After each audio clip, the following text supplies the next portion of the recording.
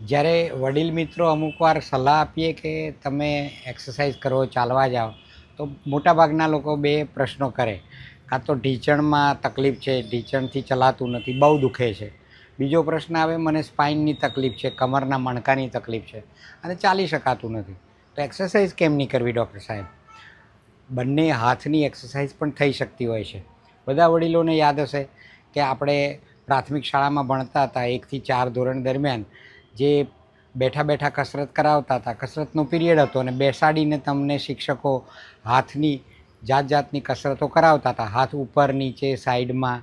અને એવી રીતે જે હાથની એક્સરસાઇઝ કે કસરત છે એ પણ એરોબિક એક્સરસાઇઝ છે અને એનો પણ ફાયદો તો મળશે જ. તમારા સ્નાયુ વપરાશે, હાર્ટને થોડી ટ્રેનિંગ મળશે અને થોડી કેલરી પણ બળશે. એટલે સાવ નિરાશ થઈ જવાની જરૂર નથી. ઢીંચણના તકલીફ હોય, સ્પાઇનની તકલીફ હોય તો પણ તમે કંઈક ના કંઈક અપર લિમ્બની બંને હાથની એક્સરસાઇઝ તો કરી જ શકો છો.